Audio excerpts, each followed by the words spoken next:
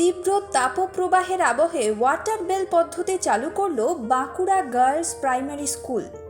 School কর্তৃপক্ষের তরফে জানানো হয়েছে, সকাল 7:45 এবং 9:10 বেল বাজার সঙ্গে সঙ্গেই সমস্ত ছাত্রীরা নিজেদের কাছে থাকা জলের বোতল থেকে জল খাবে, আর এই বিষয়টির নজর রাখবেন স্কুলের শিক্ষকরা।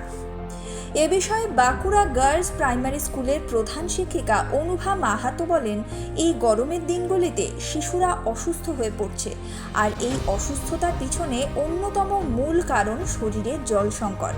আর সে কারণেই শিক্ষক শিক্ষিকাদের তদারকিতে ছাত্রীরা জল পান করবে বলে তিনি জানান। আপনারা জানেন যে এর আগে উড়িষ্যাতে জলঘণ্টা বা ওয়াটার বেল চালু হয়েছে। আমাদের পশ্চিমবঙ্গেও একই সমস্যা, ক্রমবর্ধমান তাপমাত্রা, এবং আমাদের বাঁকুড়াতে তাপমাত্রা প্রায় 42 ডিগ্রির ওপরে উঠে গেছে। ছোট শিশুদের মধ্যে অসুস্থতার হার অনেক বেশি দেখা যাচ্ছে। শরীরে জলের অভাব এর প্রধান কারণ।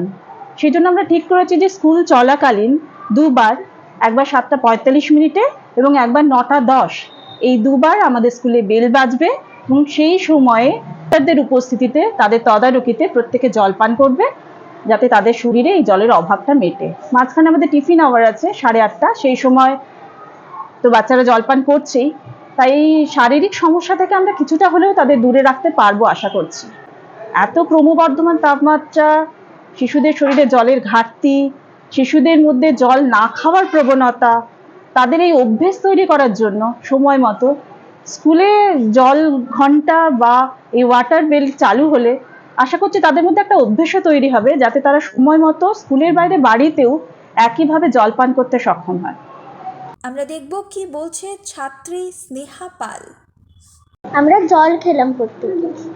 কেন জলের প্রয়োজন কতটা? আমাদের জলের প্রয়োজন অনেক। কেন এই গরমে আমাদেরকে জল ছাড়া আমাদের অনেক শরীর থেকে ঘাম বেরিয়ে যায়। হ্যাঁ, কষ্ট হয়। প্রতিদিন কি খেতে বলেছেন ম্যামটা জল? হ্যাঁ। এই ঘন্টা পড়ার সাথে সাথে তোমরা কি খাও? হ্যাঁ। কেমন লাগে একসঙ্গে যখন জল খাও? ভালো। শুভ্রাচল চৌধুরীর report, Indo Bangla Times business, Bankura.